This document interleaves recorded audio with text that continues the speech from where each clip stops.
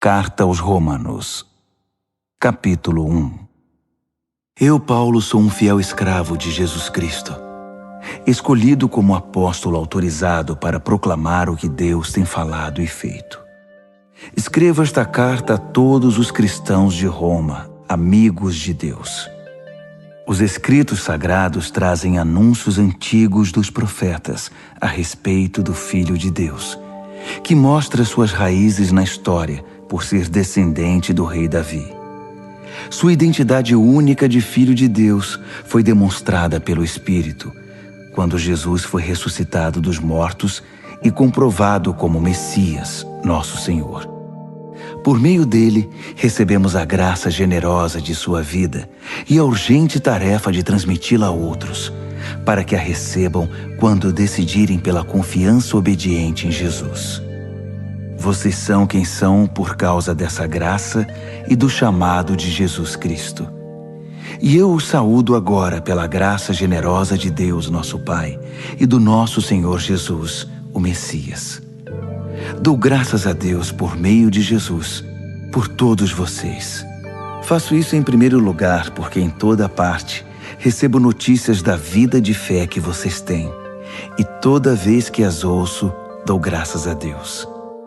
E Deus, a quem dedico adoração e serviço, divulgando as boas notícias a respeito de seu Filho, a mensagem, sabe que quando penso em vocês em minhas orações, e isso acontece o tempo todo, expresso o desejo de que Ele prepare o caminho para que eu possa visitá-los.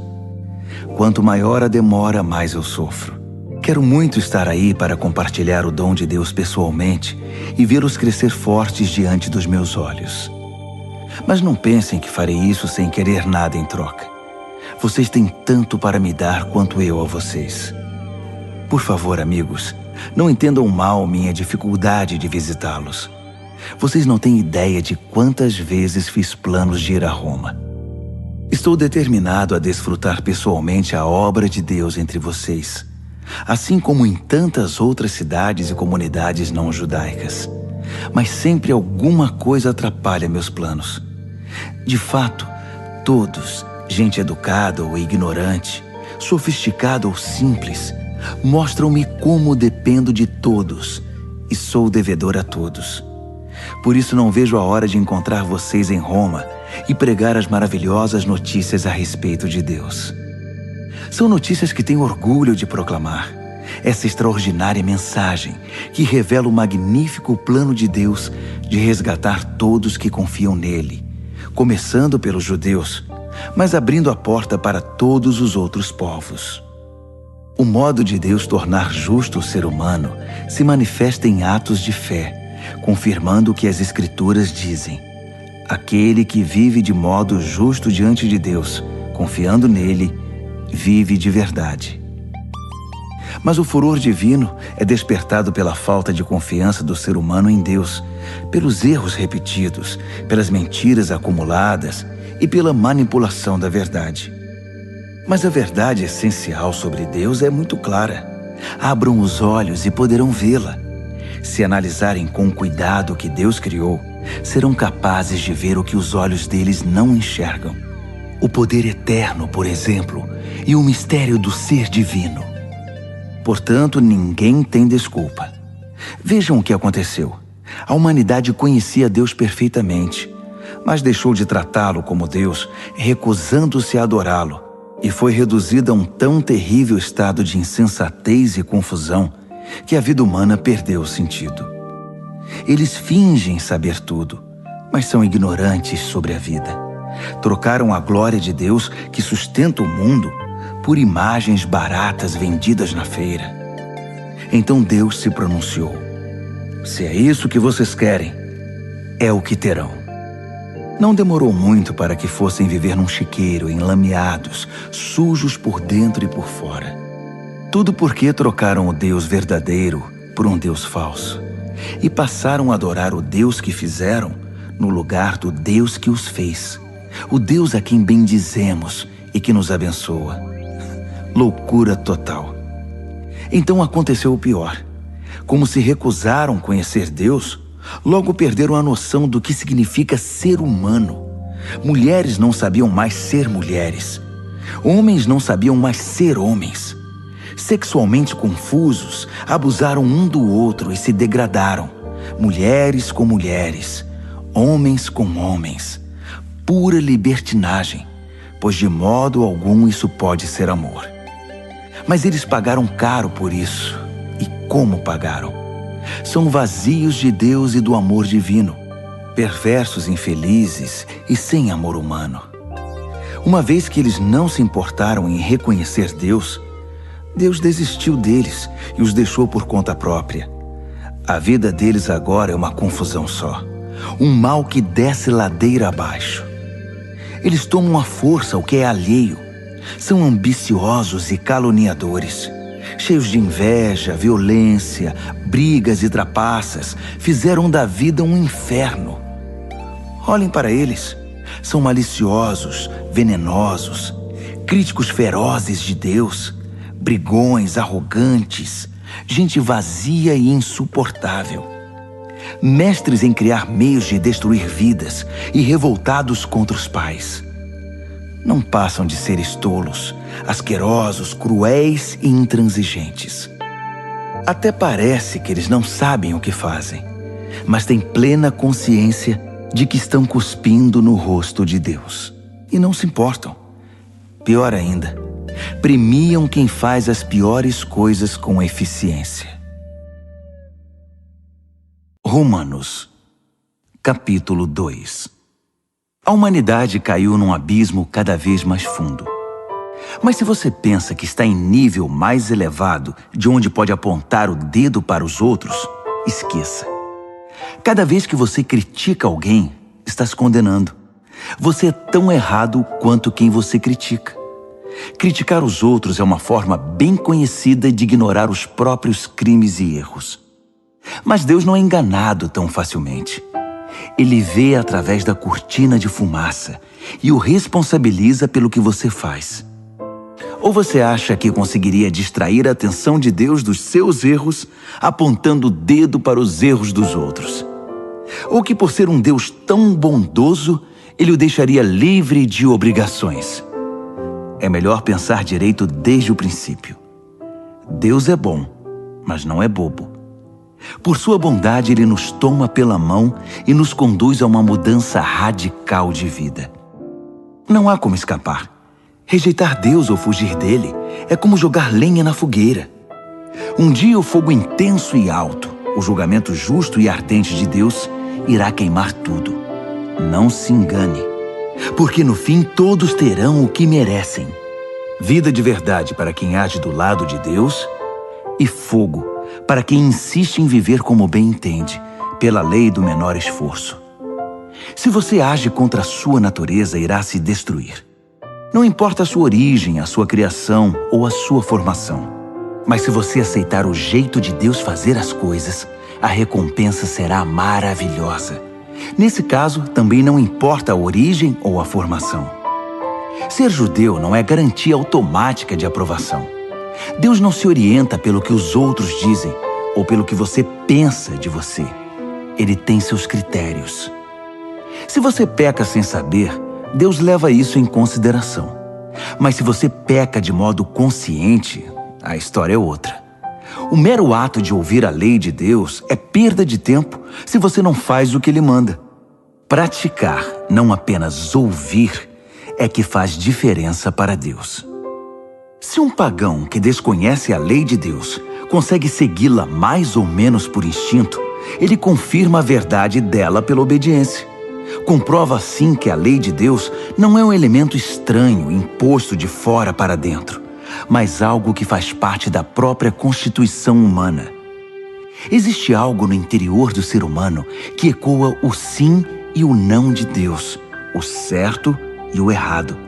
A resposta deles ao sim e ao não de Deus será de conhecimento público no dia em que Deus tomar a decisão final a respeito de cada homem e mulher. A mensagem que proclamo por meio de Jesus Cristo leva em consideração todas essas diferenças. Se você foi educado como judeu, não pense que pode descansar em sua religião, orgulhoso de estar por dentro da revelação de Deus, de experimentar as melhores bênçãos de Deus, de estar atualizado com as doutrinas. Tenho um recado especial para você que está seguro disso, que conhece a palavra revelada de Deus e se sente em condições de levar a Deus outros que estão em labirintos escuros e emoções confusas. Você está guiando os outros, mas quem está guiando você? Falo sério. Enquanto você prega, não roube, você rouba? Afinal, quem iria suspeitar de você? A mesma coisa vale para o adultério e para a idolatria. Você consegue se safar de qualquer situação com discursos eloquentes sobre Deus e sua lei. As Escrituras dizem, é por causa de vocês, judeus, que os pagãos são hostis a Deus. O texto denuncia um problema antigo que não irá se resolver. A circuncisão, o ritual no corpo que marca você como judeu, só terá importância se sua vida estiver de acordo com a lei de Deus. Se não estiver, é pior que não ser circuncidado. O oposto também é verdadeiro. Quem não é circuncidado e vive nos caminhos de Deus é tão bom quanto o circuncidado e até melhor. É melhor guardar a lei de Deus sem ser circuncidado que quebrá-la sendo circuncidado. Entenda isto. Não é o corte feito por uma faca que o torna judeu. Você se torna judeu pelo que você é. A marca de Deus no coração. Não a da faca na pele é que faz de você um judeu. E a identificação vem de Deus, não de críticos legalistas. Romanos, capítulo 3. Mas se é assim, que diferença faz ser judeu ou não? Ser ensinado nos caminhos de Deus ou não? Na verdade, faz muita diferença, mas não como muitos pensam. Para começar, lembre-se de que os judeus foram incumbidos de escrever e transmitir a revelação de Deus, as Escrituras Sagradas. E como fica a situação dos judeus que abandonaram sua posição? Deus não os abandonou. Você pensa que sua falta de fé cancela a fidelidade de Deus? De jeito nenhum. Contem com isto. Deus mantém sua palavra, ainda que o mundo inteiro minta descaradamente. As Escrituras dizem o mesmo. Suas palavras permanecem fiéis e verdadeiras. A rejeição não intimidará Deus. Mas se nossa maneira errada de agir apenas realça e confirma o caráter fiel de Deus, não deveríamos ser elogiados por isso? Se nossas palavras nem sequer deixam marca em suas boas palavras, Deus não cometeria um erro em nos pôr contra a parede e nos condenar pelo que dissemos? É uma pergunta natural, mas a resposta é não. Um não bem enfático. Como as coisas seriam corrigidas se Deus não agisse para corrigi-las? É maldade afirmar: se minhas mentiras servem para mostrar a verdade de Deus de maneira mais gloriosa, como posso ser condenado? Estou fazendo um favor para Deus. Alguns, na verdade, tentam pôr essas palavras em nossa boca, alegando que saímos por aí anunciando: quanto mais mal fazemos, mais bem Deus faz. Então, continuemos assim. É pura calúnia. E estou certo de que vocês concordam conosco. Se é assim, aonde isso nos levará? Será que nós, judeus, estamos em situação melhor que os outros? Na verdade, não. Basicamente, todos nós, judeus e não judeus, começamos em condições idênticas. Todos nós começamos como pecadores. As Escrituras não deixam dúvidas sobre isso. Não há ninguém vivendo como deve, nenhum sequer. Ninguém entende, ninguém presta atenção em Deus. Todos eles erraram o caminho. Todos estão vagueando sem rumo. Ninguém está vivendo da maneira correta. E não creio que há quem o consiga. A garganta deles é um túmulo aberto. E a língua escorregadia para enganar. Cada palavra que pronunciam está impregnada de veneno. Eles abrem a boca e empesteiam o ar. São eternos concorrentes ao prêmio Pecador do Ano e emporcalham a terra com sofrimento e ruína. Não fazem a menor ideia do que seja viver em comunidade. Eles passam por Deus e o ignoram. Está claro que esse texto não representa o que Deus diz a respeito dos outros, mas o que diz sobre nós, a quem as Escrituras foram primeiramente endereçadas. Está claro também que somos todos pecadores, cada um de nós. Estamos no mesmo barco furado com todos os outros. Nosso envolvimento com a revelação de Deus não nos deixa de bem com Ele. Isso só faz realçar nossa cumplicidade com o pecado de todos os outros. Mas agora há algo novo no horizonte. Aconteceu o que Moisés e os profetas anunciaram por tanto tempo. Deus resolveu agir para acertar as coisas sobre as quais lemos nas Escrituras por meio do que Jesus fez por nós. E não apenas por nós, mas por todos os que creem nele, pois nisso não há diferença entre nós e eles. Uma vez que nós e eles reunimos esse longo e lamentável registro como pecadores e provamos que somos incapazes de viver a vida gloriosa que Deus deseja para o ser humano, Deus resolveu fazer isso por nós. Por pura graça generosa, Ele decidiu acertar nossa situação com Ele. Um presente do céu. Ele nos retirou da confusão em que estávamos e nos restaurou para fazer de nós o que Ele sempre quis que fôssemos. E Ele o fez por meio de Jesus Cristo. Deus sacrificou Jesus no altar do mundo para purificar o mundo do pecado. A fé nele nos deixa limpos. Deus decidiu, sob o olhar de todos, deixar o mundo numa situação aceitável diante dele, por meio do sacrifício de Jesus, finalmente cuidando dos pecados que ele havia suportado com tanta paciência. Isso não só está claro, mas acontece agora. É história atual. Deus consertou a situação e também agora permite que vivamos em sua justiça. Portanto, como fica o orgulho judeu com seus supostos direitos? Anulado? Sim, anulado. O que aprendemos é o seguinte: Deus não reage ao que nós fazemos. Nós é que reagimos ao que Deus faz. Finalmente conseguimos entender. Nossa vida se acerta com Deus e com os demais quando o deixamos acertar a situação. Não quando tentamos fazer tudo sozinhos, com orgulho e ansiedade. E como fica a orgulhosa alegação judaica de termos o monopólio de Deus? Anulada também. Deus é o Deus do judeu e de quem não é judeu. Como poderia ser diferente se há apenas um Deus? Deus resolve a situação de todos que aceitam o que Ele fez e disso participam.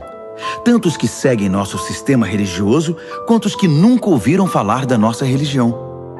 Mas ao mudar nosso foco do que nós fazemos para o que Deus faz, não anulamos a rigorosa guarda das regras e leis que Deus estabeleceu? De modo algum. Quando adotamos o estilo de vida condizente com essa reconciliação, nós as confirmamos. Romanos, capítulo 4. Pois bem, como encaixar o que sabemos a respeito de Abraão, nosso primeiro pai na fé, nessa nova maneira de enxergar as coisas? Se Abraão tivesse sido aprovado por Deus pelo que fez, ele poderia ter recebido crédito. Mas o que temos é a história de Deus, não a de Abraão. Assim lemos nas Escrituras.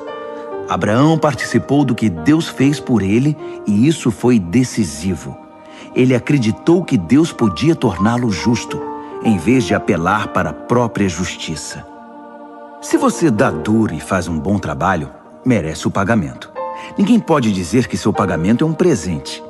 Mas se você percebe que a tarefa está muito além da sua capacidade, algo que só Deus pode fazer e confia que Ele o fará, volto a dizer, algo que você jamais conseguirá fazer, não importa como e quanto trabalhe.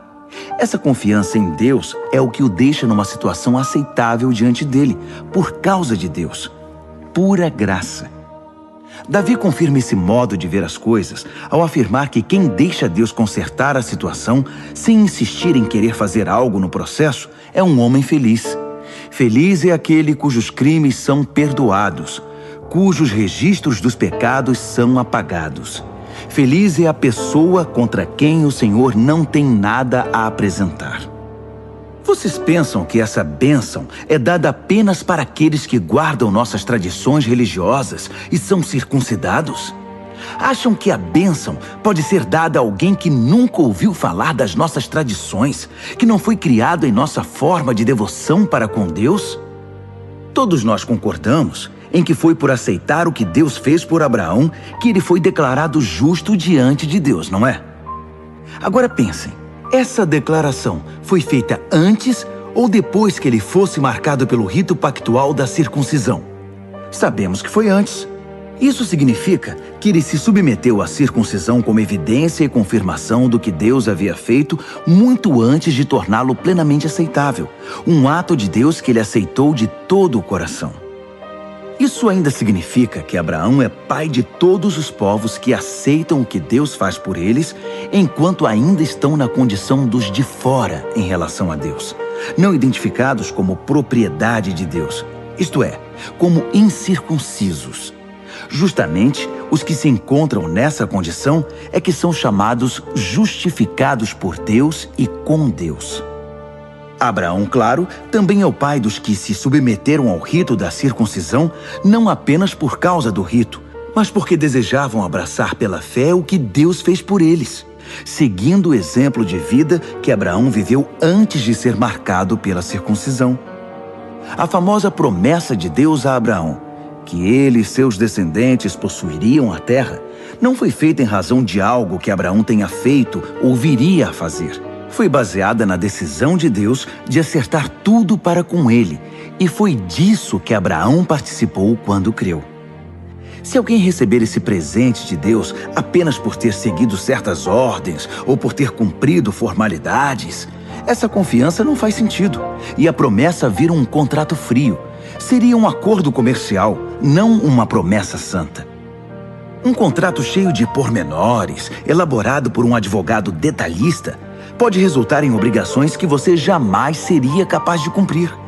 Mas se não há contrato, apenas uma promessa, e uma promessa de Deus, você não pode quebrá-la. É por isso que o cumprimento da promessa de Deus depende inteiramente da confiança que depositamos nele e em seus caminhos, e de que o aceitemos e a tudo o que ele faz. A promessa de Deus chega como um presente. É o único modo de garantir a participação nela, tanto os que guardam as tradições religiosas, quanto os que nunca ouviram falar delas. Porque Abraão é o pai de todos nós. Ele não é o nosso pai racial. Isso seria ler a história de trás para frente. Ele é nosso pai na fé. Chamamos Abraão de pai, não porque Deus lhe tenha dado atenção por ter vivido como santo, mas porque Deus agiu em Abraão quando ele não era ninguém. Não é o que lemos nas Escrituras, que Deus diz a Abraão: farei de você pai de muitos povos? Abraão foi primeiro chamado de pai e depois se tornou pai, porque ousou acreditar que Deus faria o que somente Deus poderia fazer: levantar os mortos para a vida e, com uma palavra, trazer algo à existência a partir do nada. Não havia esperança, mas Abraão creu, decidido a viver não com base no que sabia que era incapaz de fazer, mas no que Deus disse que ele faria. Assim, foi feito pai de uma multidão de povos. O próprio Deus declarou: você terá uma grande família, Abraão. Abraão não ficou pensando em sua incapacidade, dizendo: sem chance, este corpo de 100 anos nunca vai gerar um filho. Ignorou décadas de infertilidade de Sara e foi persistente. Não foi reticente sobre a promessa de Deus com questionamentos. Em vez disso, mergulhou na promessa e se fortaleceu. Ficou à disposição de Deus, certo de que ele cumpriria o que tinha dito. É por isso que se diz: Abraão foi declarado justo diante de Deus ao confiar que Deus o justificaria. Mas não é só Abraão. O mesmo acontece conosco. O mesmo é dito a respeito de nós, que aceitamos e cremos naquele que trouxe Jesus à vida, quando de igual modo não havia mais esperança. O Jesus que foi sacrificado fez-nos aceitáveis diante de Deus. Tornou-nos justos perante Deus. Romanos, capítulo 5. Ao aceitar pela fé o que Deus sempre desejou para nós, consertar nossa situação com Ele, tornar-nos prontos para Ele, alcançamos tudo isso com Deus por causa do nosso Senhor Jesus. Mais ainda, abrimos-nos para Deus e descobrimos ao mesmo tempo que Ele já se abriu para nós e nos achamos no lugar que Ele queria que estivéssemos perante a graça e a glória de Deus na presença dEle, expressando o nosso louvor. Mas ainda há muito mais. Continuamos a expressar nosso louvor, mesmo que estejamos cheios de problemas, porque sabemos que os problemas podem desenvolver em nós paciência. E como a paciência, por sua vez, forja o aço temperado da virtude, mantendo-nos atentos quanto ao que Deus pretende fazer. Desse modo, passamos a ter esperança. Com essa expectativa, jamais nos sentiremos enganados. A verdade é que nem temos como reunir todas as vasilhas necessárias para encher com tudo o que Deus generosamente derrama sobre nossa vida por meio do Espírito Santo. Cristo chegou na hora certa para tornar isso realidade. Ele não esperou que todos estivessem preparados. Apresentou-se disposto ao sacrifício quando ainda éramos fracos e rebeldes demais para fazer alguma coisa por nós mesmos. Mesmo que não fôssemos tão fracos, de qualquer maneira não saberíamos o que fazer. Podemos entender quando alguém morre por uma pessoa digna e como alguém bom e nobre poderia inspirar um sacrifício abnegado. Mas Deus demonstrou quanto nos ama ao oferecer seu Filho em sacrifício por nós, quando ainda éramos tão ingratos e maus para com Ele. Agora que nossa situação com Deus está resolvida por meio dessa morte sacrificial, o perfeito sacrifício de sangue, não há mais razão para estar em oposição a Deus sobre qualquer assunto. Se em nossa pior situação fomos postos em condição favorável diante de Deus pelo sacrifício de seu Filho, agora que estamos nessa situação maravilhosa, apenas imaginem como nossa vida poderá ser plena e gloriosa por meio da vida proporcionada pela ressurreição. Agora que já desfrutamos esta maravilhosa amizade com Deus, não nos contentaremos com meras declarações formais, mas cantaremos louvores a Deus por meio de Jesus, o Messias. Vocês conhecem a história de Adão e de como ele nos lançou no dilema em que estamos. O primeiro pecado, depois a morte. E ninguém ficou isento do pecado ou da morte. Aquele pecado afetou os relacionamentos com Deus em tudo e com todo o mundo. Mas a extensão das consequências negativas não ficou clara até que Deus a explicasse em detalhes a Moisés. Até os que não pecaram como Adão, que desobedeceu a um mandamento específico de Deus, tiveram de experimentar o fim da vida, a separação de Deus. Mas Adão, que nos pôs nessa situação, também aponta para aquele que nos livrará dela. Todavia, o resgate não é proporcional ao pecado que traz morte. Se o pecado de um homem deixa multidões de pessoas no profundo abismo da separação de Deus, imaginem a eficácia do dom de Deus derramado por meio de um homem, Jesus Cristo. Não há comparação entre o pecado que traz morte e esse generoso dom gerador de vida. A sentença pronunciada sobre aquele pecado foi a morte. Mas sobre os muitos pecados que se seguiram, veio a sentença de vida. Se a morte obteve supremacia pelo erro de um homem, imagine o que pode fazer a extraordinária recuperação de vida que agarramos com ambas as mãos. Esse dom de vida extravagante, essa restauração total, providenciados pelo homem Jesus Cristo. Aqui está um resumo de tudo. Assim como uma única pessoa errou e nos deixou todo esse problemão com o pecado e a morte, também uma única pessoa fez o que era certo e nos livrou de tudo isso. Mais que apenas nos livrar do problema, ele nos trouxe para a vida. Um homem disse não a Deus e afundou muita gente no erro. Outro homem disse sim a Deus e consertou tudo o que estava errado. Tudo o que a lei contra o pecado conseguiu fazer foi produzir mais gente que desrespeitasse a lei. Mas o pecado não teve nem tem chance de competir contra o perdão poderoso que chamamos graça. Na disputa entre o pecado e a graça vence com facilidade. Tudo o que o pecado pode fazer é nos ameaçar com a morte. Já a graça, uma vez que Deus está consertando as coisas por meio do Messias, nos convida à vida. Uma vida que continua para sempre, que jamais terá fim. Romanos, capítulo 6. O que vamos fazer então? Continuar pecando para que Deus continue perdoando? É claro que não. Se já deixamos o país onde o pecado é soberano, como poderemos ainda viver na velha casa que tínhamos lá? Ou vocês não perceberam que abandonamos aquilo tudo para sempre? É o que acontece no batismo. Ao entrar na água, deixamos para trás o velho país do pecado. Quando saímos da água, entramos num novo país, o da graça, uma nova vida numa nova terra. É isso que o batismo nessa vida em Jesus significa. Quando somos mergulhados na água, é como o sepultamento de Jesus. Quando somos levantados da água, é como a ressurreição de Jesus. Erguemo-nos para um mundo cheio da luz do nosso Pai.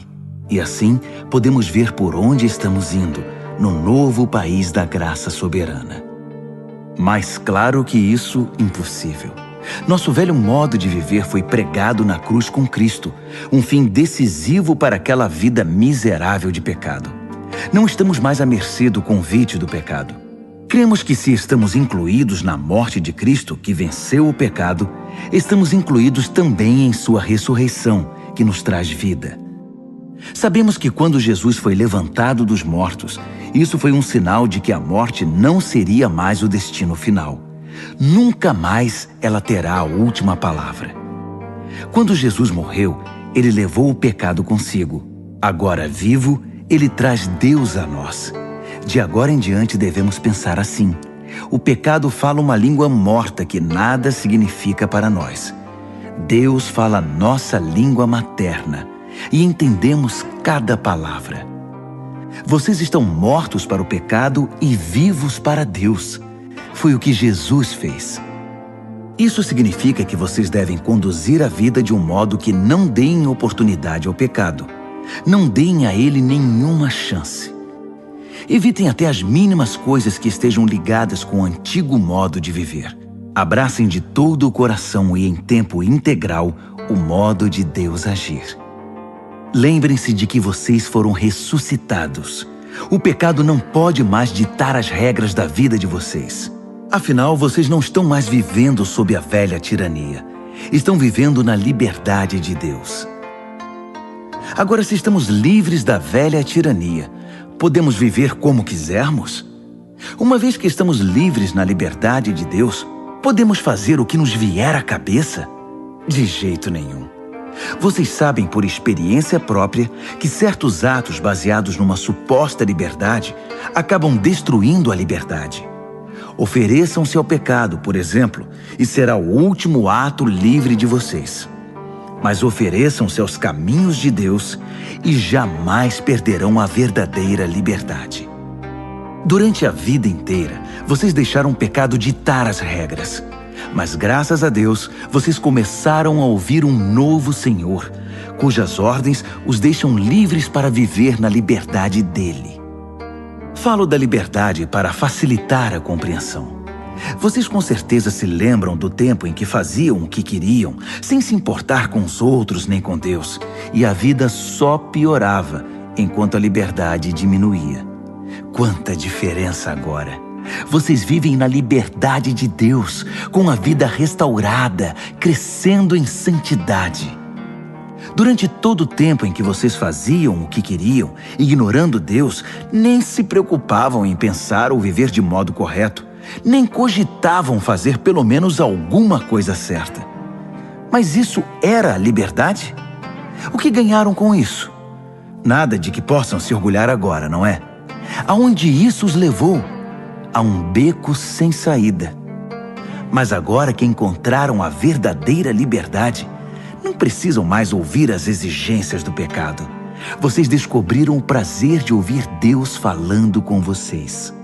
Que bela surpresa! Uma vida plena, restaurada, integrada no presente, com muito mais vida a caminho. Trabalhem para o pecado por toda a vida e seu pagamento será a morte. Mas o dom de Deus é vida real, eterna, proporcionada por Jesus nosso Senhor. Romanos, capítulo 7. Amigos, vocês não devem ter nenhum problema para entender isto, pois conhecem a lei, como ela funciona e como afeta apenas quem está vivo. Por exemplo, uma mulher casada é legalmente unida ao marido enquanto ele vive. Mas se ele morrer, ela está livre. Se viver com outro homem enquanto o marido está vivo, sem dúvida ela será adúltera. Mas se ele morrer, ela está livre para se casar com outro homem, sem crise de consciência e sem que ninguém a desaprove. Portanto, meus amigos, isso é semelhante ao que aconteceu com vocês. Quando Cristo morreu, ele tomou sobre si todo aquele modo de vida dominado por regras e o deixou no túmulo. Vocês ficaram livres para se casar com a vida da ressurreição e gerar uma descendência de fé para Deus.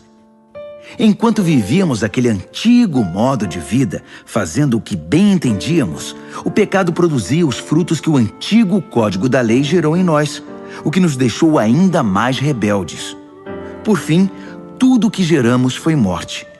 Mas agora que não estamos mais acorrentados ao casamento dominador do pecado, livres daqueles regulamentos opressivos, estamos livres para viver uma vida nova na liberdade de Deus. Alguém pode dizer, se o código da lei era tão mau assim, ele não era melhor que o pecado. Não é verdade. O código da lei tinha uma função legítima. Sem suas orientações claras sobre certo e errado, nada saberíamos sobre o comportamento moral. Sem um mandamento sucinto, não cobiçarás, eu teria considerado a cobiça uma virtude e arruinado minha vida. Vocês não se lembram de como eram as coisas? Eu me lembro perfeitamente. O código da lei começou muito bem, mas acontece que o pecado encontrou uma maneira de perverter o mandamento, transformando-o em tentação, fazendo dele um fruto proibido. O código da lei, em vez de ser usado para me guiar, serviu para me seduzir. Sem a complexidade do código da lei, o pecado parecia sem atrativos e sem vida, e eu seguia meu caminho sem dar muita atenção a ele. Mas depois que o pecado pôs as mãos no código da lei e se tornou chamativo, fui enganado e caí. O mesmo mandamento que deveria me guiar à vida foi maliciosamente usado para me enganar, levando-me a um desvio. Desse modo, o pecado estava vivo, eu morto. Mas o código da lei em si é bom. É sabedoria da parte de Deus, e cada mandamento é saudável e santo. Prosseguindo, já posso ouvir a próxima pergunta de vocês. Quer dizer que não posso confiar no que é bom, isto é, na lei? O bem é tão perigoso quanto o mal? É claro que não. O pecado apenas fez aquilo que o tornou famoso. Usar o bem como cobertura para me induzir a fazer o que no final iria me destruir. Ao ocultar o bom mandamento de Deus, o pecado provocou consequências negativas que jamais conseguiria causar por si só. Posso antecipar a resposta também. Sei que todos os mandamentos de Deus são espirituais, mas eu não sou. Essa não é também a sua experiência? Sim, estou cheio de mim mesmo. Afinal, passei longo tempo na prisão do pecado. O que não entendo a meu respeito é que decido uma coisa e faço outra, sendo levado a fazer o que absolutamente desprezo. Então, se não consigo decidir o que é melhor para mim mesmo e fazê-lo, é óbvio que o mandamento de Deus é necessário. Entretanto, preciso de algo mais. Pois se conheço a lei e mesmo assim não posso guardá-la, e se o poder do pecado dentro de mim insiste em sabotar minhas melhores intenções, obviamente preciso de ajuda. Entendo que não posso cumpri-la. Posso desejar, mas não posso fazer. Decido fazer o bem, mas de fato não o faço. Decido não fazer o mal, mas acabo fazendo de um modo ou de outro. Minhas decisões não resultam em ações. Algo está muito errado no meu interior e sempre tira o melhor de mim. Isso acontece tanto que já é previsível. No momento em que decido fazer o bem, o pecado está lá para me derrubar. É pura verdade que eu me alegro nos mandamentos de Deus. Mas é óbvio que nem tudo em mim é festa. Partes de mim se rebelam em segredo. E quando menos espero, elas assumem o controle. Já tentei de tudo, mas nada resolve. Já não aguento mais. Não há ninguém que possa me ajudar? Não é essa a verdadeira pergunta? A resposta, graças a Deus, é que Jesus Cristo pode e me ajuda. Ele agiu para consertar as coisas nesta vida de contradições com a qual quero servir a Deus de todo o coração e mente, mas sou puxado pela influência do pecado e acabo fazendo algo que não desejo.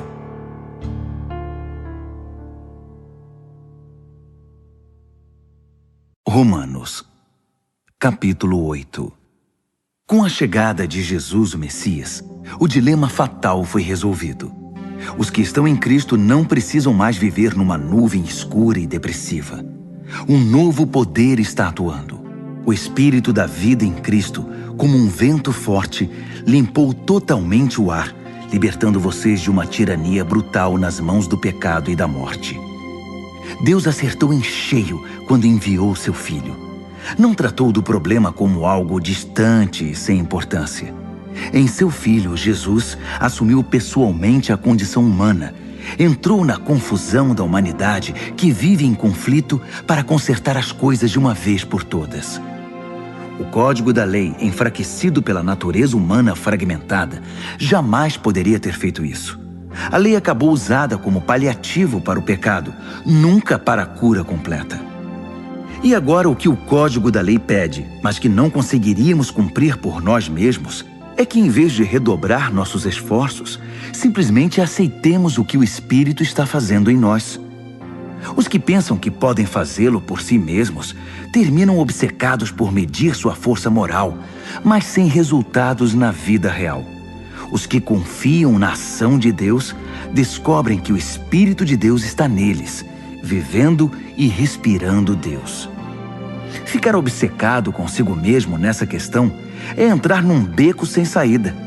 Quem olha para Deus é levado para um campo aberto, a uma vida livre, espaçosa.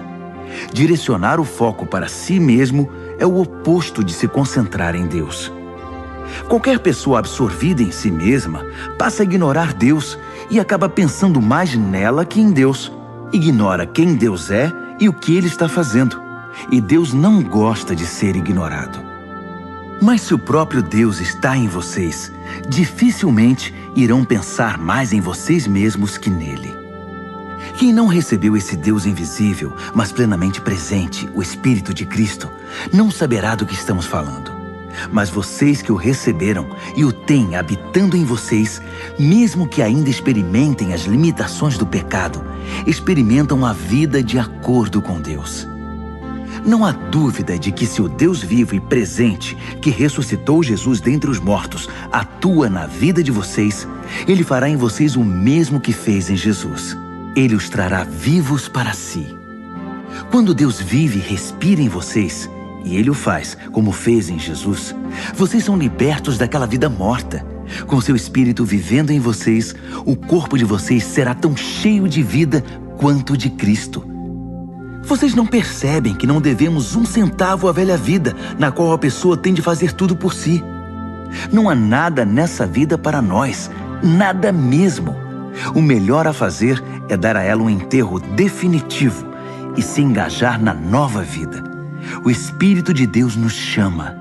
Há muito o que fazer e lugares para conhecer. A vida da ressurreição que vocês receberam de Deus não é vazia. Nela há uma constante expectativa de aventura que sempre pergunta para Deus: e agora, Pai, o que vamos fazer? Como as crianças fazem. O Espírito de Deus entra em contato com o nosso espírito e confirma a nossa identidade. Sabemos quem Ele é e sabemos quem somos, Pai e filhos.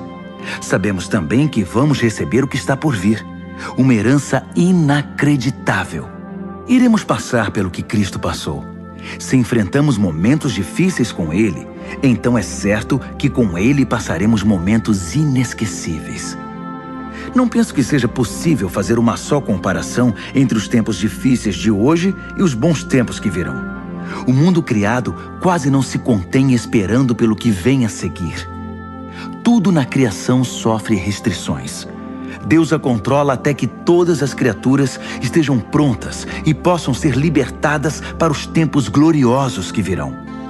Enquanto isso, a alegria aumenta com a expectativa. Tudo ao nosso redor observa uma criação grávida. Os tempos difíceis de dor neste mundo são apenas dores de parto. Mas isso não é apenas ao nosso redor, é também dentro de nós. O Espírito de Deus está nos impulsionando por dentro. Nós também sentimos as dores de parto. Nosso corpo estéril e sem vida deseja a libertação plena.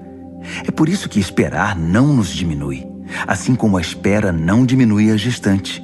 Na verdade, é uma espera que nos faz sentir grandiosos. Naturalmente não vemos o que nos causa isso, mas quanto mais esperamos, mais nos sentimos assim, e mais alegre se torna a nossa expectativa. Se em algum momento nos cansamos de esperar, o Espírito de Deus está ao nosso lado, nos dando aquela força. Se não sabemos como orar, não importa. Ele ora em nós e por nós, utilizando nossos suspiros sem palavras, nossos gemidos de dor.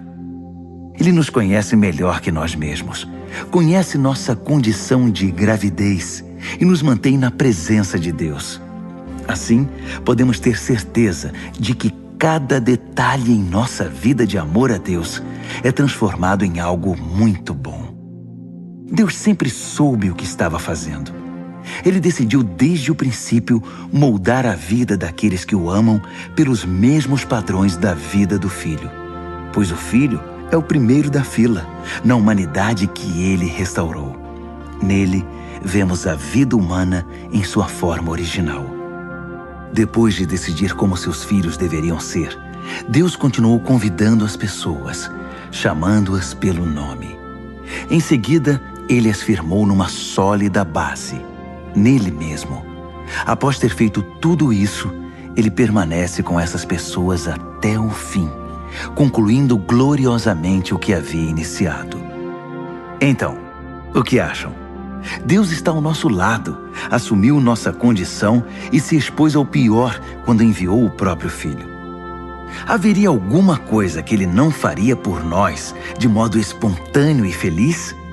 Quem ousaria implicar com os escolhidos de Deus, arrumando briga com ele? Quem ousaria ao menos apontar um dedo? Aquele que morreu por nós e por nós foi ressuscitado para a vida, está na presença de Deus nesse exato momento, intercedendo por nós. Acham que alguém será capaz de levantar uma barreira entre nós e o amor de Cristo por nós? Não há como. Nem problemas, nem tempos difíceis, nem ódio, nem fome, nem desamparo, nem ameaças de poderosos, nem punhaladas nas costas, nem mesmo os piores pecados listados nas Escrituras. Eles nos matam a sangue frio porque odeiam a ti. Somos vítimas fáceis. Eles nos pegam um a um.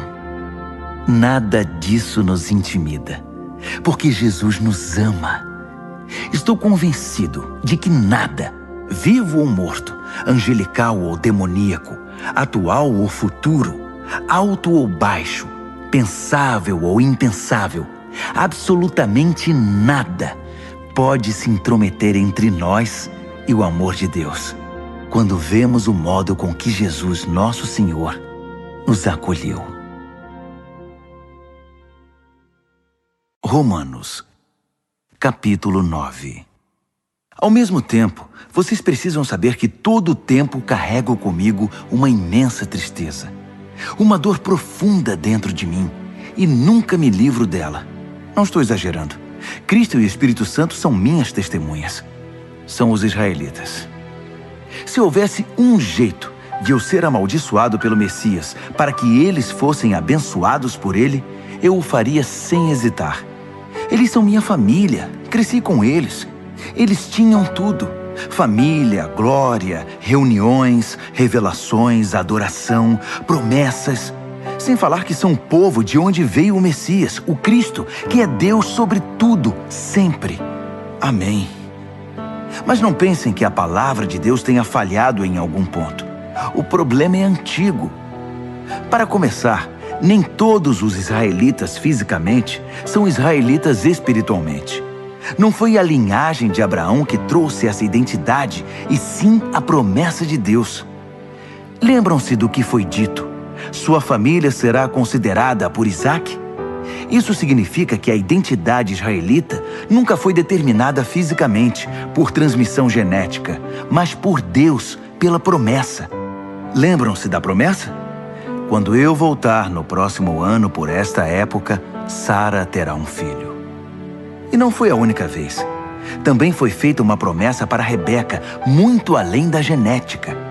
Quando ficou grávida do nosso antepassado Isaque e esperava os gêmeos ainda inocentes, incapazes de fazer bem ou mal, ela recebeu uma confirmação especial da parte de Deus.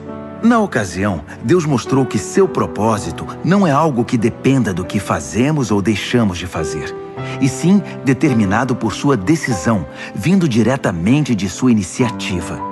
Deus disse a Rebeca: o primeiro a nascer dos gêmeos ocupará o segundo lugar.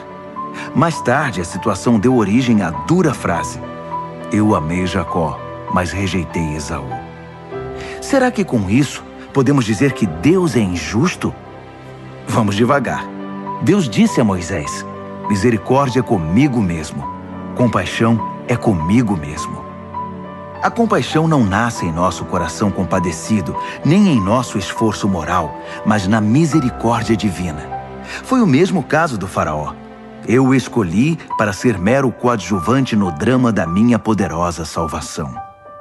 Tudo o que estamos dizendo é que Deus tem a primeira palavra, iniciando a ação, na qual fazemos nossa parte para o bem ou para o mal. Então você pergunta: como pode Deus nos culpar por qualquer coisa se Ele está no controle de tudo? Se as grandes decisões já foram tomadas, que temos nós com isso? Calma. Quem você pensa que é para argumentar com Deus? Por algum instante você achou que algum de nós sabe o bastante para questioná-lo? O vaso não se dirige aos dedos que o moldaram dizendo: por que você me deu essa forma? Não é óbvio que o oleiro tem todo o direito de transformar um pedaço de argila num vaso de flores e outro numa panela de cozinhar feijão? Se Deus precisa de um pote especial para a sua ira e outro para a sua bondade gloriosa, não estará Ele certo? O mesmo Ele fez com os judeus, mas também acontece com outros povos. Oséias deixa isso claro: eu chamarei os sem nome e os nomearei. Chamarei os desprezados e os farei amados. No lugar em que gritaram: você não é ninguém, eles chamam vocês de filhos do Deus vivo. Isaías mantém a ênfase. Se cada grão de areia da praia fosse numerado e a soma chamada escolhidos de Deus, eles seriam ainda números, não nomes. A salvação vem por escolha pessoal. Deus não nos conta, chama pelo nome. Meros números não são seu objetivo. Isaías enxergou esta realidade. Se nosso poderoso Deus não nos tivesse dado um legado de filhos vivos, acabaríamos como cidades fantasma, como Sodoma e Gomorra. Como resumir tudo isso? Todos os que não pareciam interessados no que Deus estava fazendo, na verdade, abraçaram o que Deus fazia quando Ele endireitou a vida deles. E Israel, que parecia tão interessado em ler e falar sobre o que Deus estava fazendo, distanciou-se de Deus. Como puderam se distanciar? Porque em vez de confiar em Deus, eles assumiram o controle. Estavam envolvidos no que eles mesmos faziam, tão envolvidos nos seus projetos de Deus que não perceberam Deus à sua frente, como uma pedra no meio da estrada. Então tropeçaram nele e continuaram caindo. E Isaías de novo junta tudo isso numa metáfora. Cuidado, pus uma pedra enorme no caminho para o Monte Sião, uma pedra que você não pode contornar. Mas eu sou a pedra. Se você me procura, me encontrará a caminho, não obstruindo o caminho. Romanos, capítulo 10. Acreditem em mim, amigos. Para Israel desejo o melhor.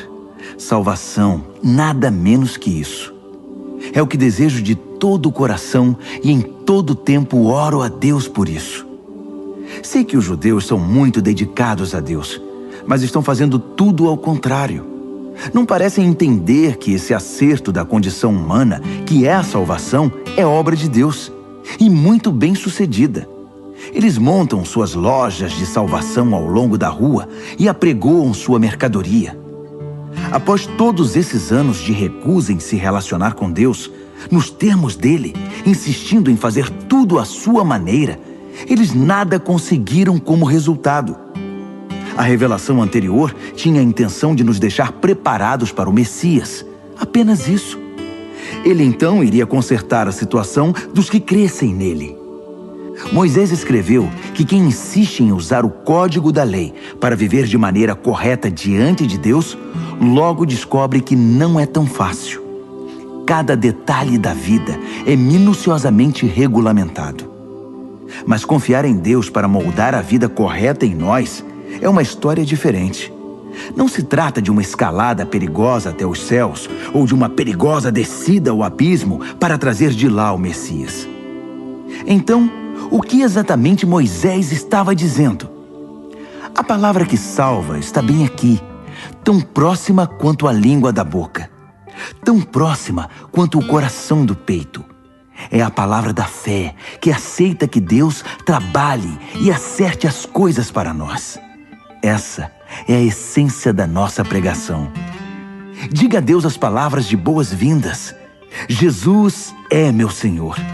Receba de corpo e alma a obra de Deus, seu agir em nós, como no ato de ressuscitar Jesus. É isso. Você não está fazendo nada. Está simplesmente pedindo ajuda a Deus e confiando nele para que ele o faça. Salvação é isso. Com todo o seu ser, você aceita o agir de Deus para consertar a situação e pode dizer em alto e bom som: Deus acertou tudo entre mim e ele.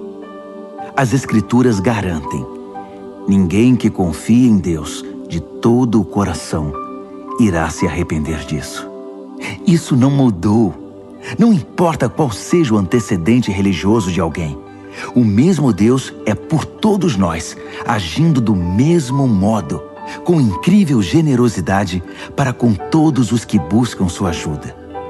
Todo aquele que clamar, socorro Deus, alcançará ajuda. Mas como o povo pedirá ajuda se não sabe em quem confiar? E como saberão em quem confiar se nunca ouviram falar do único que é digno de confiança? E como poderão ouvir se ninguém contar a vocês? E como alguém contará a vocês, a não ser que alguém o envie? É por isso que as Escrituras exclamam: uma visão de tirar o fôlego, uma imensa multidão anunciando a todos as coisas maravilhosas de Deus.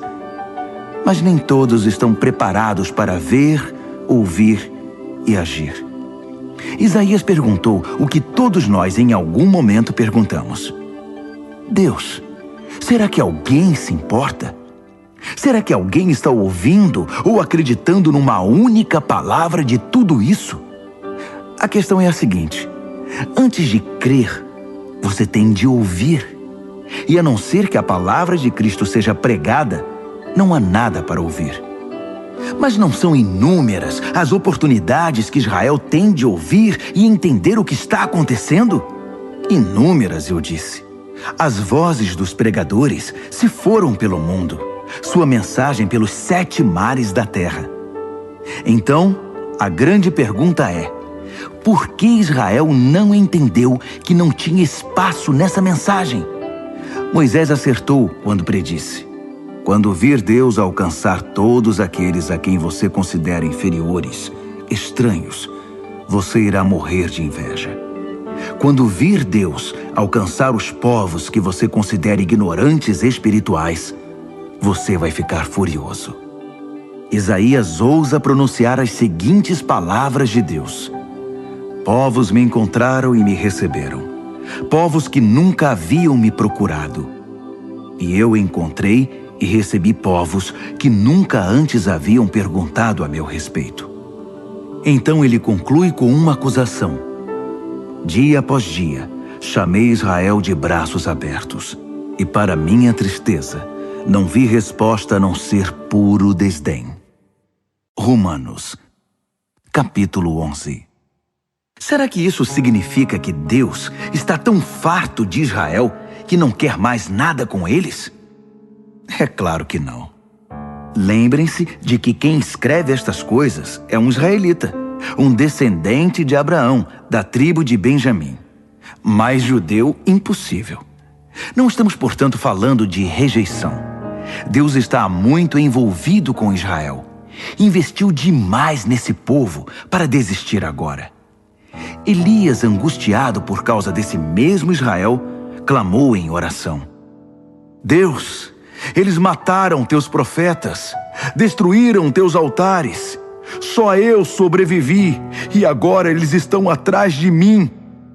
Lembram-se da resposta de Deus? Eu ainda tenho 7.000 que não desistiram. 7.000 que são leais até o fim. É a mesma coisa hoje. Ainda há uma minoria fiel e atuante. Talvez não muitos. Provavelmente mais do que vocês pensam. Eles estão firmes, não por causa do que pensam que ganharão com isso, mas porque estão convencidos da graça e do propósito de Deus em chamá-los. Se estivessem pensando apenas nos próprios interesses, já teriam largado tudo há muito tempo. O que aconteceu então? Bem, quando Israel tentou se acertar com Deus por esforço próprio, perseguindo os próprios interesses, não obteve sucesso. Os escolhidos de Deus foram os que deixaram Deus buscá-los pelo interesse que tem por eles. Como resultado, receberam o selo de aprovação. O Israel interesseiro tornou-se insensível a Deus. Moisés e Isaías comentaram a respeito. Farto de suas reclamações e do seu egoísmo, Deus obscureceu sua visão e entorpeceu seus ouvidos. Trancou-os numa sala de espelhos, e eles estão lá até hoje. Davi estava preocupado com a mesma coisa. Tomara que adoeçam ao comer a comida preparada por eles mesmos, que quebrem a perna andando em seus caminhos egoístas. Tomara que fiquem cegos ao contemplar seus espelhos, que tenham úlceras ao brincar de Deus. A próxima questão é: os judeus foram derrotados? Excluídos para sempre? A resposta é um enfático não. Ironicamente, eles deixaram a porta aberta quando saíram, e os de fora entraram. O resto, vocês sabem. Os judeus começaram a pensar que talvez tivessem perdido uma coisa boa. Mas se a saída deles impulsionou essa migração mundial de não-judeus para o reino de Deus, imaginem o efeito da volta deles. Que lindo retorno será! Mas não quero continuar falando deles. São vocês, os de fora, que me preocupam. Minha tarefa pessoal se concentra nos chamados de fora. Por isso me esforço ao máximo quando estou entre meus parentes israelitas, os chamados de casa, esperando que eles percebam o que estão perdendo e queiram se envolver com o que Deus está fazendo. Se a queda deles iniciou essa migração em escala mundial, sua recuperação produzirá algo ainda maior: uma volta em massa para casa. Se a primeira coisa que os judeus fizeram, ainda que prejudicial para eles, resultou no bem de vocês, pensem no que acontecerá quando eles acertarem o passo. Tudo isso provém de uma raiz santa, plantada e cuidada por Deus. Se a raiz principal da árvore é santa, há espaço para frutos santos. Alguns ramos foram podados, e vocês, ramos de oliveira selvagem, foram enxertados. Mas o fato de vocês serem alimentados pela raiz santa e rica em nutrientes não os autoriza a tripudiar sobre os ramos podados.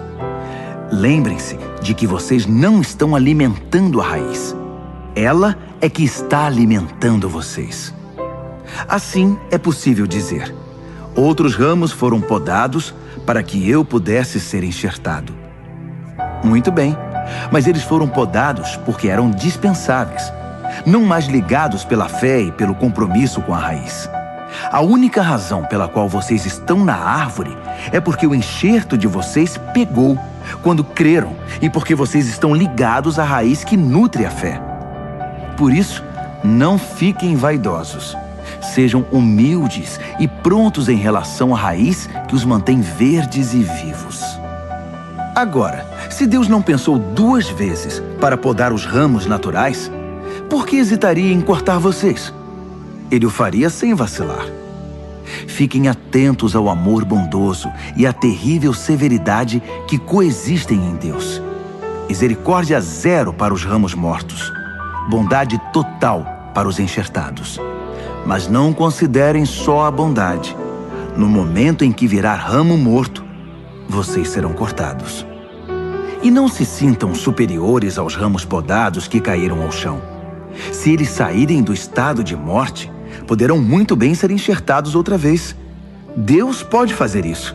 Ele é capaz de enxertos milagrosos.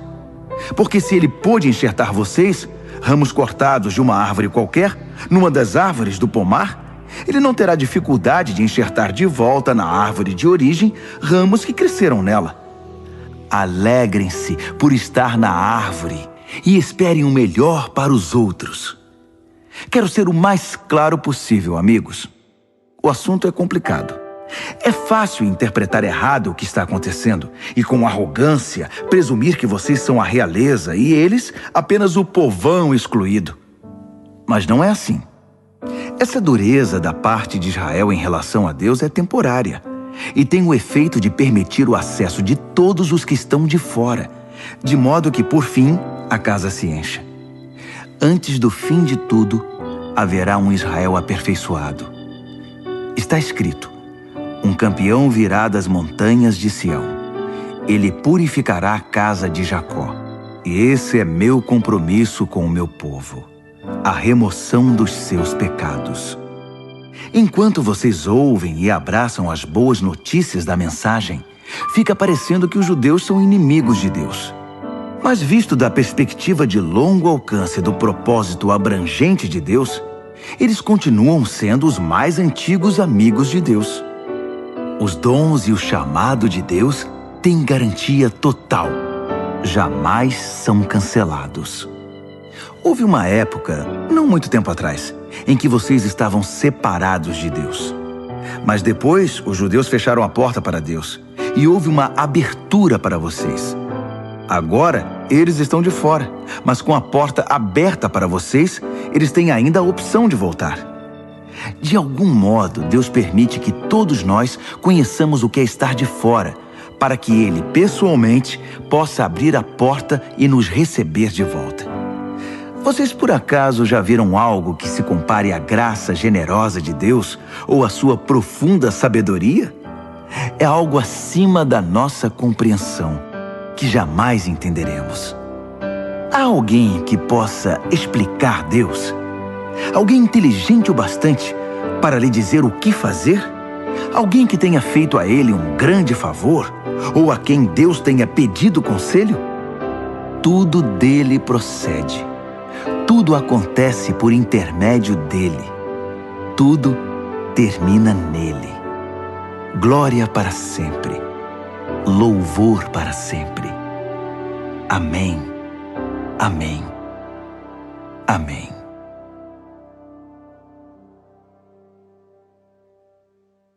Romanos, capítulo 12. Portanto, com a ajuda de Deus, quero que vocês façam o seguinte: entreguem a vida cotidiana, dormir, comer, trabalhar, passear, a Deus, como se fosse uma oferta. Receber o que Deus fez por vocês é o melhor que podem fazer por Ele. Não se ajustem demais à sua cultura, a ponto de não poderem pensar mais. Em vez disso, concentrem a atenção em Deus. Vocês serão mudados de dentro para fora. Descubram o que Ele quer de vocês e tratem de atendê-lo. Diferentemente da cultura dominante, que sempre os arrasta para baixo ao nível da imaturidade, Deus extrai o melhor de vocês e desenvolve em vocês uma verdadeira maturidade. Ao escrever para vocês, Sinto profunda gratidão por tudo que Deus me deu, especialmente pela responsabilidade que tenho por vocês. Vivendo assim, como cada um de vocês em pura graça, é importante que não tenham um conceito errado de vocês mesmos, achando que têm alguma bondade para apresentar a Deus. Não, é Deus quem concede tudo a vocês. O único modo de nos entendermos é pelo que Deus é e pelo que Ele faz por nós, não pelo que somos e fazemos por Ele. Assim, somos como as várias partes do corpo humano. Cada parte tem seu significado no corpo, visto como um todo, mas não o contrário. O corpo de que estamos falando é o corpo formado pelas pessoas escolhidas por Cristo. Cada um de nós encontra significado e função como parte desse corpo. Não podemos ser como um dedo decepado que não tem valor.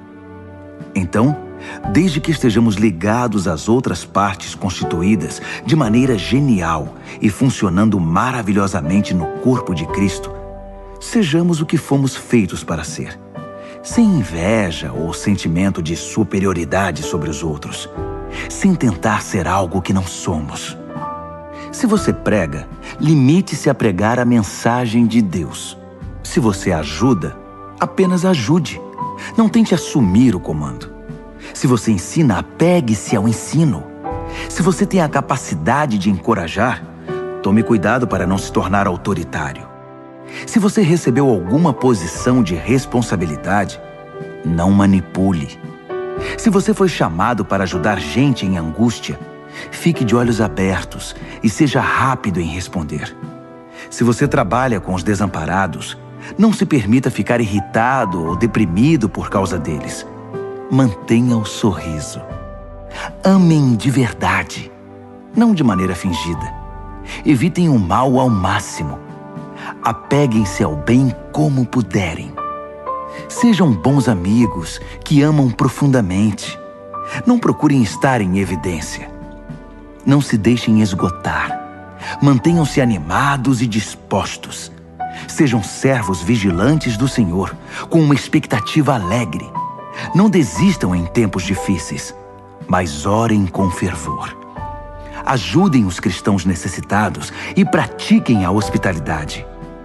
Abençoem os inimigos. Não haja maldição em suas palavras.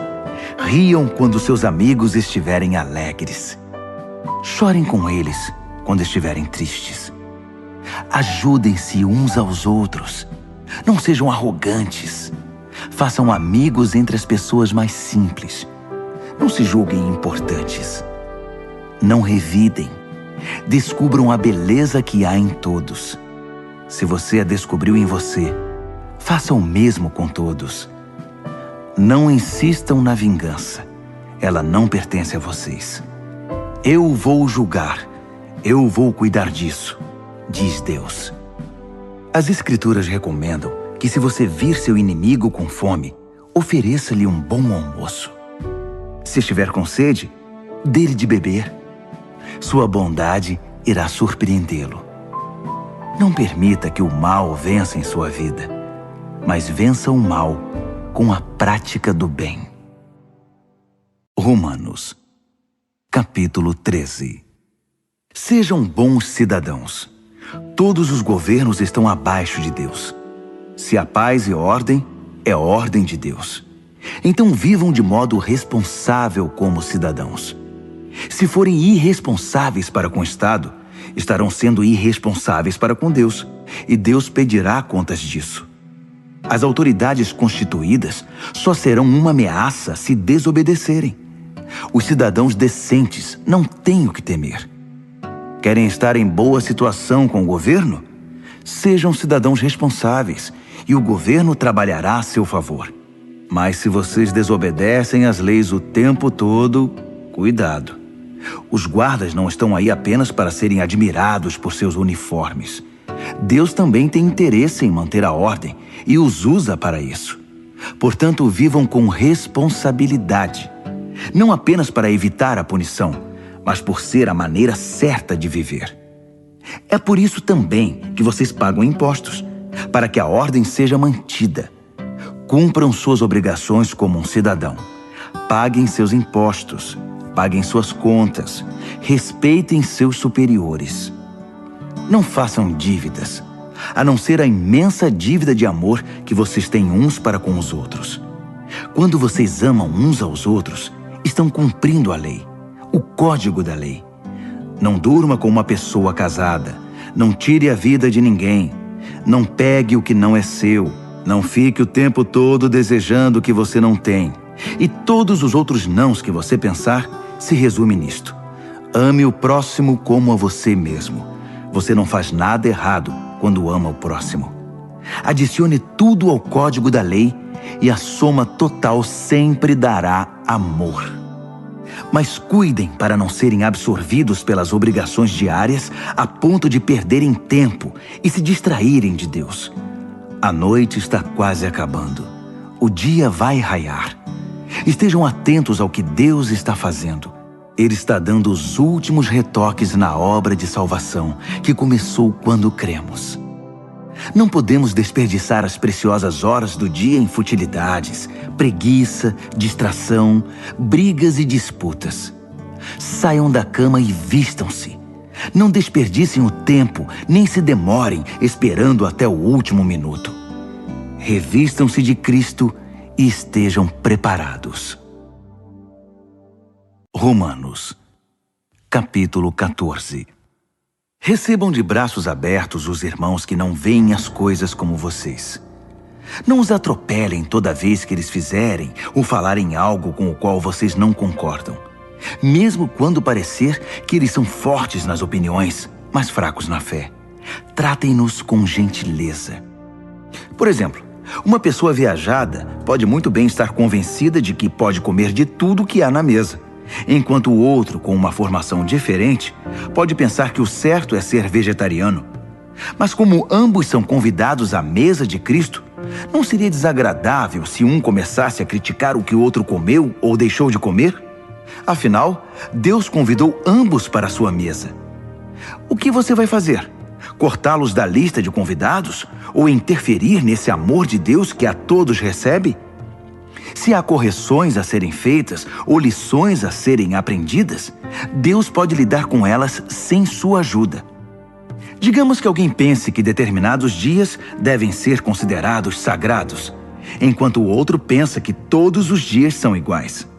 Há boas razões para cada opinião. A verdade é que cada um é livre para seguir as convicções da consciência. O que importa em tudo isso é que se você guarda um dia sagrado, guarde-o por causa de Deus.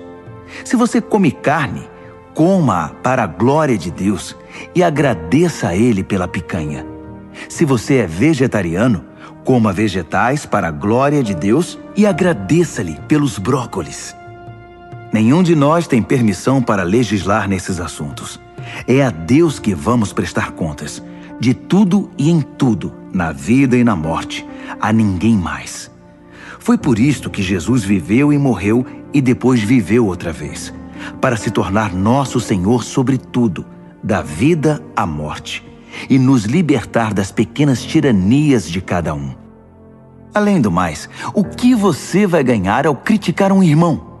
E quando você é tolerante com uma irmã? Preciso dizer que isso faz você parecer um tolo ou algo pior. Afinal, um dia todos nós iremos nos ajoelhar para sermos julgados na presença de Deus. Sua crítica ou sua tolerância não vão melhorar sua situação nem um pouco. Leiam vocês mesmos o que as Escrituras dizem. Tão certo como eu vivo e respiro, Deus diz, todo joelho se dobrará na minha presença. Toda língua dirá a pura verdade, que eu, e somente eu, sou Deus. Portanto, parem de se preocuparem indevidamente com os outros. Você já tem bastante com que se preocupar, cuidando da própria vida diante de Deus. Deixem de lado a atitude de querer decidir o que é certo para o outro. Preocupem-se em não se intrometer na vida dos outros, tornando a vida mais difícil do que já é. Estou convencido, Jesus me convenceu, de que tudo é santo em si mesmo. Nós, pelas nossas atitudes ou palavras, é que podemos contaminar as coisas. Se vocês confundem os outros, fazendo do que as pessoas comem um campo de batalha, Já perderam aquela amizade, aquele amor. Lembrem-se de que foi por essas pessoas que Cristo morreu. Vocês vão arriscar mandá-las para o inferno por causa de uma dieta? Não ousem fazer que a comida abençoada por Deus se torne um meio de envenenar a alma. O reino de Deus não tem a ver com o que vai para o estômago. Entendam isso. Tem a ver com o que Deus faz com sua vida quando Ele a conserta e completa sua obra com alegria. Nossa tarefa é servir a Cristo com sinceridade. Façam isso e irão matar 2 coelhos com uma única cajadada. Agradar a Deus mais que a vocês e mostrar seu valor para todo mundo. Assim, estaremos empregando nosso esforço na boa convivência fraterna. Ajudem-se mutuamente com palavras de ânimo. Não ponham seu irmão lá embaixo, apontando os defeitos dele. Não permitam que uma discussão a respeito do que é ou não é servido num jantar destrua a obra de Deus entre vocês. Já disse e repito, toda comida é boa, mas pode se tornar má se vocês a usarem mal, fazendo que os outros tropecem e caiam. Quando vocês se sentarem para comer, a preocupação principal não deve ser alimentar-se, mas compartilhar a vida de Jesus. Portanto, sejam sensíveis e educados com os outros que estão à mesa. Não comam, façam ou falem nada que interfira na livre troca de amor cristão. Cultivem o relacionamento com Deus, mas não o imponham aos outros. Vocês serão felizes se seu comportamento e sua fé forem coerentes. Mas se não estão seguros, se percebem que estão agindo de modo incoerente com o que creem, às vezes tentando impor sua opinião ou apenas agradar, vocês estão errados. Se seu modo de viver não condiz com o que vocês creem, então está errado. Romanos, capítulo 15. Aqueles de nós que forem mais fortes e capazes na fé têm o dever de ajudar os que são vacilantes. Não devem fazer apenas o que for conveniente. Se temos força é para servir, não para ganhar prestígio. Cada um de nós precisa se preocupar com o bem-estar alheio, sempre perguntando: como posso ajudar? Foi o que Jesus fez. Ele não facilitou as coisas para si mesmo, evitando os problemas alheios, mas sempre estava disposto a ajudar. Assuma os problemas dos problemáticos. Assim as Escrituras apresentam a questão. Ainda que isso tenha sido registrado nas Escrituras há muito tempo, estejam certos de que foi escrito para nós. Deus quer que o seu chamado firme e permanente, combinado com o conselho caloroso e pessoal das Escrituras, venham a nos caracterizar, mantendo-nos alerta para o que Ele vier a fazer.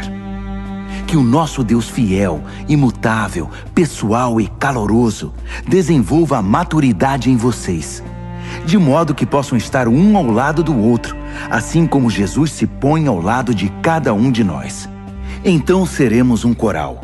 Não apenas nossa voz, mas nossa vida cantará um hino maravilhoso, em perfeita harmonia ao Deus e Pai do nosso Senhor Jesus Cristo. Portanto, estendam a mão e acolham uns aos outros para a glória de Deus. Jesus fez. Agora é a vez de vocês. Sendo fiel aos propósitos de Deus, Jesus estendeu a mão aos judeus de maneira especial, de modo que as velhas promessas feitas aos antepassados se tornassem verdadeiras para eles. Como resultado, os não-judeus foram alcançados pela misericórdia e agora podem demonstrar gratidão a Deus. Pensem em todos os textos das Escrituras que se cumprem no que fazemos. Por exemplo, então vou reunir os que são de fora no cântico de um hino. Vou cantar ao seu nome. E esta: vocês, os de fora e os de dentro, alegrem-se juntos. E outra vez: povos de todas as nações, celebrem a Deus. Todas as cores e raças, deem louvor sincero. E a palavra de Isaías: eis a raiz do nosso antepassado Jessé, progredindo na terra e tornando-se uma grande árvore, alta o bastante para que todos em toda parte a vejam e tenham esperança. Que o Deus da esperança viva encha vocês de alegria e paz, para que a vida de vocês se encha da energia vivificante do Espírito Santo e transborde de esperança. Pessoalmente, estou bastante satisfeito com o que vocês são e com o que estão fazendo. Parecem bem orientados e bastante motivados, capazes de guiar e orientar uns aos outros. Então, queridos amigos, não tomem minha linguagem ousada e dura como crítica. Não estou criticando, apenas destacando quanto preciso da ajuda de vocês para levar adiante esta tarefa específica que Deus me deu, esta obra evangélica e sacerdotal de servir às necessidades espirituais dos não-judeus, para que eles possam ser apresentados como oferta aceitável a Deus e se tornem íntegros e santos pelo Espírito Santo de Deus. Olhando para o que já foi feito e o que tenho observado, devo dizer que estou muito satisfeito. No contexto de Jesus, eu diria até orgulhoso, mas apenas nesse contexto. Não tenho interesse em dar a vocês um relato pormenorizado das minhas aventuras. Apenas as palavras e os atos de Cristo no presente, poderosos e transformadores para mim, que desencadearam uma resposta de fé entre os de fora. Nesses caminhos, tenho pregado a mensagem de Jesus, desde Jerusalém até o noroeste da Grécia. Tenho tido o cuidado de levar a mensagem apenas aos lugares nos quais Jesus ainda não é conhecido e adorado, seguindo o que está escrito: aqueles a quem nunca se falou a respeito dele, estes irão vê-lo. Os que nunca ouviram falar dele, estes receberão a mensagem. É por isso que estou demorando tanto para visitar vocês. Mas agora que não há mais trabalho pioneiro a ser feito nessas regiões, e como há muitos anos desejo ir vê-los, estou finalmente planejando minha visita. Vou para a Espanha, e então espero passar por aí e desfrutar a companhia de vocês até que, em tempo oportuno, me enviem com a bênção de Deus. Mas primeiro vou a Jerusalém entregar a oferta de auxílio aos seguidores de Jesus que vivem ali. Os gregos, em todo o caminho dos macedônios no norte até os da Acaia no sul, decidiram fazer uma coleta para os cristãos pobres de Jerusalém. Fizeram isso com prazer, mas também era obrigação deles. Percebendo que usufruíam os dons espirituais que generosamente vinham da comunidade de Jerusalém, era o dever deles aliviar aquela pobreza. Tão logo eu entregue pessoalmente a cesta de frutos, parto para a Espanha, fazendo uma parada em Roma para ver vocês. Minha esperança é que essa minha visita se torne uma grande bênção de Cristo. Queridos amigos, tenho um pedido. Orem por mim. Orem fervorosamente comigo e por mim. A Deus o Pai, pelo poder do nosso Senhor Jesus e pelo amor do Espírito, para que eu seja liberto da cova dos leões dos descrentes na Judéia. Orem também para que minha oferta de auxílio aos cristãos de Jerusalém seja aceita no mesmo espírito em que foi recolhida. Assim, querendo Deus, irei até vocês com um coração leve e ansioso pelo consolo da companhia de vocês. O Deus da paz seja com todos vocês. Amém. Romanos, capítulo 16. Recebam bem nossa amiga Febe, que está a serviço do Senhor com a hospitalidade pela qual nós cristãos somos conhecidos. De todo o coração eu a recomendo, bem como sua obra. Ela é uma representante central da igreja de Cencreia. Ajudem-na em tudo o que ela pedir. Febe merece tudo o que fizerem por ela, pois já ajudou muita gente, até mesmo a mim. Saúdem Priscila e Áquila, que têm trabalhado lado a lado comigo servindo Jesus. Eles arriscaram a vida por minha causa, e não sou o único que é agradecido a eles. Todos os grupos de cristãos não-judeus também devem muito a esse casal, para não falar da igreja que se reúne na casa deles. Saúdem meu querido amigo Epêneto. Ele foi o primeiro seguidor de Jesus na província da Ásia. Saudações a Maria, Como ela tem trabalhado por vocês. Saudações aos meus primos Andrônico e Júnias. Houve uma vez que compartilhamos uma cela de prisão. Eles já seguiam Cristo antes de eu me converter. Ambos são líderes destacados. Saudações a Amplíato, meu bom amigo na família de Deus. Saudações a Urbano, nosso companheiro na obra de Cristo, e ao meu bom amigo Estaques. Saudações a Apeles, um verdadeiro e aprovado veterano no caminho de Cristo. Saudações à família de Aristóbulo. Saudações ao meu primo Herodião. Saudações a Trifena e Trifosa, mulheres prontas em servir o Senhor. Saudações a Pérside, amiga querida que tanto tem trabalhado em Cristo. Saudações a Rufo, um escolhido do Senhor, e a sua mãe. Ela tem sido também uma querida mãe para mim. Saudações a Asíncreto, Flegonte, Hermes, Pátrobas, Hermas e também às famílias deles. Saudações a Filólogo, Júlia, Nereu e sua irmã, e Olimpas, e a todos os seguidores de Jesus que vivem com eles. Abraços santos para todos. Todas as igrejas de Cristo enviam suas saudações mais calorosas. Amigos, um conselho final.